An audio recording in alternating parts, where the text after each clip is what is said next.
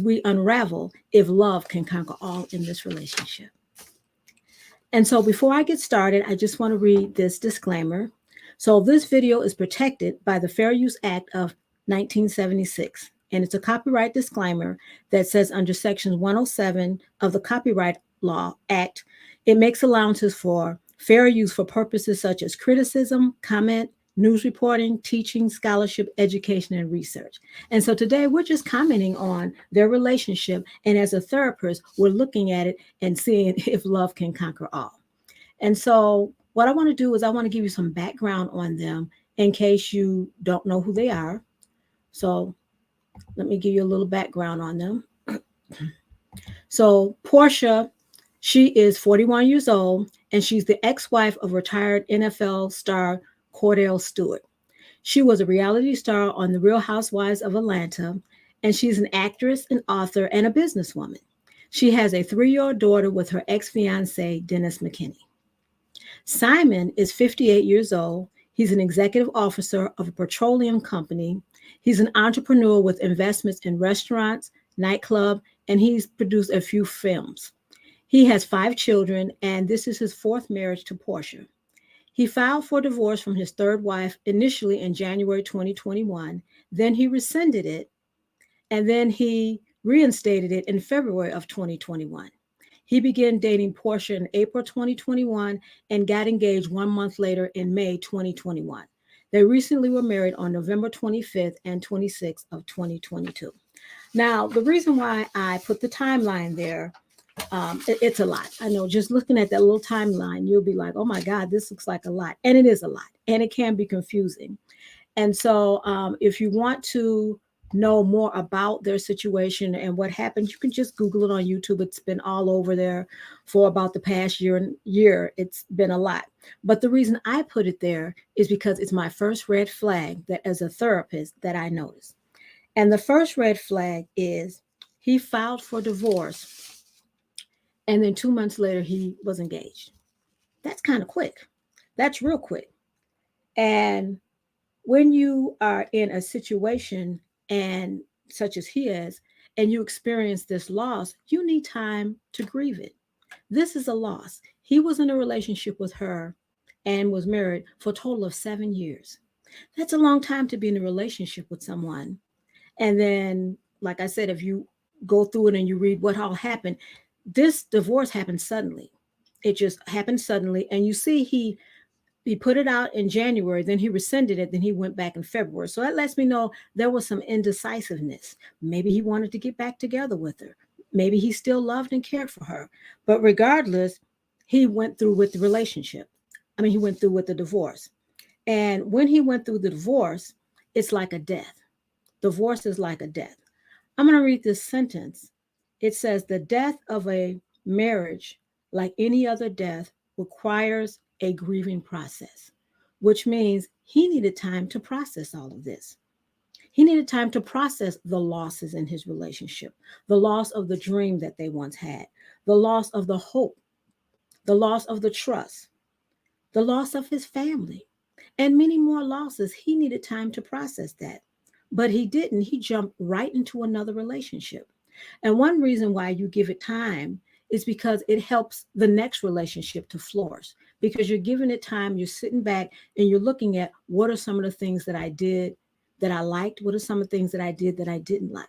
So when you sit back and you allow time for that process to happen, then it makes it more, I want to say, not easier, but it helps the next relationship that you're having. Sometimes people don't want to show that they really are hurt. They don't want to show people that, you know what, this is very painful. So they jump right into another relationship. And because he jumped right into another relationship, he didn't have time to decide what his emotions were. Because I said he filed in February, in April he was dating, and then he was engaged in May. And so a lot of times what people do is they find distractions. They find things that'll distract me so I won't feel the pain of the loss. And so he didn't get a chance to address that. And when you're in a relationship and the relationship ends, there are 3 phases that you go through. He didn't get a chance to go through those phases because right away he moved right into another relationship. So the second red flag that I want to notice and point out was Portia did a lot of interviews. She did a lot of interviews about the situation with her and Simon because it was, big news. I mean, they broke the internet with all the things that were happening. And she was asked if she was concerned because he admitted that he had a history of cheating on his women. And her response was, "Oh, I cheated before too." And so that kind of, like I said, a red flag because I'm thinking that was a concerning response because most people would have said because she was on TV, and I know some people may say, well, she didn't tell everything, but she was there and to tell people what was going on. And her response wasn't, "Oh, we talked about it, and that is something that's concerning to me." And he assured me it wouldn't happen again. Her response was, "Well, I cheated before." Now, some people may feel that when he told her he cheated, that was him being transparent, that was him letting her know and admitting that he had bad behavior. Or, in my opinion, it could be that he didn't think it was a big deal that he cheated. He didn't think it was something that was really something to be explored. And so for me, that's a red flag because she's not thinking about the seriousness of it, especially her response, "Well, I cheated before," like it's no big deal. But it is a big deal because you're getting, well, now she's married to him, and that should have been something that was explored. That should have been something that was talked about because people cheat in relationships for different reasons, and find out what was his reason why that door was open. Why did he feel like so easily he could walk through that door? But it didn't sound like she was too concerned about that. The third red flag that I saw was Portia. She said on Entertainment Tonight, she was talking, and that she said he had 175 hours of therapy. And she was really going on and she was really excited and saying, he believes in therapy. He had 175 hours of therapy. And that was great. And then she said she had therapy when she was writing her book. And I was like, oh, wow, that's great.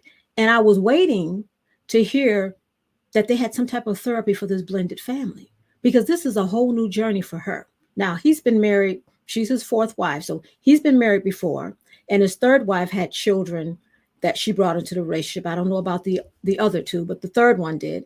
And so he's been in a blended family. He's been in a blended family before. And so for him, this was Gloria says, "Oh my, yeah." And so for him, this was his first time in a blended family. But for her, this is a whole new journey. She don't know anything about a blended family. She has a 3-year-old by an ex-fiance, and now she has these two men in her life. And the blended family is a unique journey. It's nothing like anything that you've seen before, right, Gloria? It is. And so I would have thought that she would have said, "You know what? Let's get some therapy. Let's get some blended family coaching." But nothing. She didn't say anything. Now, again, I know people may say, well, you really don't know because she's not telling everything. But again, she's on this talk show and she's talking about all the therapy that he's been through, but nothing was ever mentioned about them having therapy with this blended family because she has an ex-fiance that's really involved in his daughter's life. She has a grandma that's really involved, and they have a tumultuous relationship. The last time I saw that when they did Portia Matters and they weren't getting along. And so it lets me know that they do need help. And what she said was, "I'm going to take everybody to Mexico."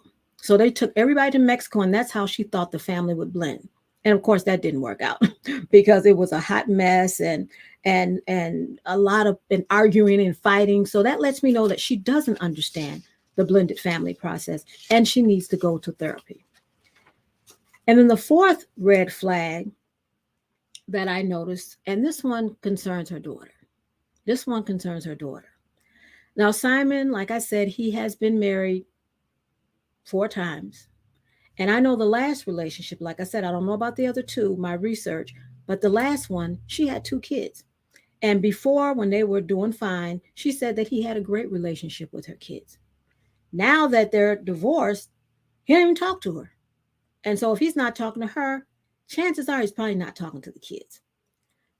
I don't think Simon understands the losses that the kids feel. If they've bonded with him for 7 years and all of a sudden they're not together anymore and he's gone, now the kids are grieving. And the reason why I say that fourth red flag is for her daughter. Her daughter is 3 years old. She's going to be bonding with him, and they show pictures of her with him, and Portia saying, oh, they get along great. And so she's, in essence, he's stepping into that role of being a second dad. Her dad is Portia's daughter dad is around, so he's not the first dad, but he's the second dad, and they're building bonds and relationship. And the way he's leaving, wives, this is his fourth wife. If he decides to leave her, her daughter's going to be grieving. That's going to be a loss for her. So I don't know if he understands how this impacts the children when he goes in and out of their life like that.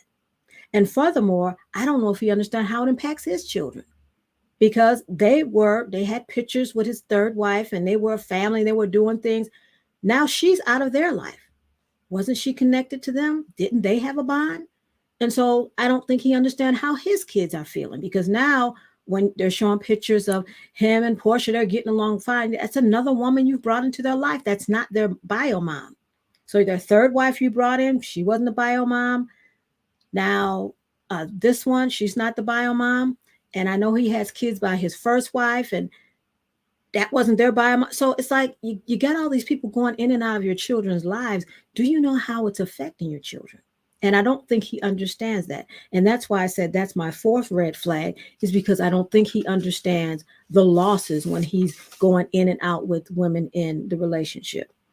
So I think that when I sit down and I think about the red flags, in order to help them, they would absolutely have to get into some type of counseling or coaching to help with their blended family. So my original statement I opened up with is love conquers all, and will love conquer all in this relationship? And it absolutely will, if they have a selfless love. A selfless love is not a selfish love. And the selfless love is Gloria said they needed you. Yeah, they need a therapist. They actually need a therapist or a coach to help them in this blended family relationship. The selfless love is being able to look at a situation, no matter what, is to continue to be present and go through the good and the bad. And that is something that they're both going to have to learn. A selfless relationship, love, is making each other the number one priority. And it's not giving up at the first sign of trouble or when there's obstacles. It's being able to be open to suggestions, being able to be open to improvement, being compassionate and sacrificing. And that, to me, sounds like a scripture in the Bible, a passage in the Bible. And it talks about love that never gives up. I'm trying to remember, I should have wrote it down, but it's talking about love is patient, love is kind. If somebody can write that in there for me, that way I can remember where that scripture is found at. And it's talk about love being patient, and that's that selfless love. It's a love that you don't consider yourself. That's why it's called selfless. You consider yourself less, and you're able to look at other people, and you're able to consider the other people, and it doesn't keep record of when you do wrong. So that chapter in the Bible, it talks about love being patient and love being kind. So that's all I wanted to talk about today. Is they got married. I'm happy for them. I really like Portia. I like her on the shows. I think she's a wonderful woman. But look, love is kind, right? Gloria, love is kind. But I just think that there are some things that they need to look at now that they're married, and that they need to implement so this marriage can be successful. And remember, what makes them a blended family is the kids. And I saw one more thing I wanted to mention, that one of the things that Portia had said was that these are adult making adult decisions. But the thing is, you can't just make adult decisions. That no, what did it say? Adults making grown folk decisions, something like that. But when you have children, you have to consider them. You have to consider the kids and how they relate to this and how they are a part of this. So that's one thing that they're going to have to consider when they're sitting down making decisions. They got to think about how the kids fit into all of this. So go ahead and give me a comment. Tell me what you think about this. And as always, I want you to go ahead and subscribe to this video if it gave you value. If you like what you heard, this is what I do on this channel. I give advice and we talk about relationships. And I've also written a book. There we go. Take a deep breath, relax. You've got this. And it's on Amazon. And it's a book for bio parents and step parents who are in this blended family journey, who want to know how to be a better step parent, be a better bio parent. You've made the decision to get together and you committed yourself to blend your family. And so now this book will help. It's a good resource. It has segments, it has reflection questions, and it also has scriptures to show God's support for your blended family. So that's all I have today. And thank you so much for joining me. And again, go ahead, subscribe and comment, and I'll see you on my next broadcast. Take care and have a good day.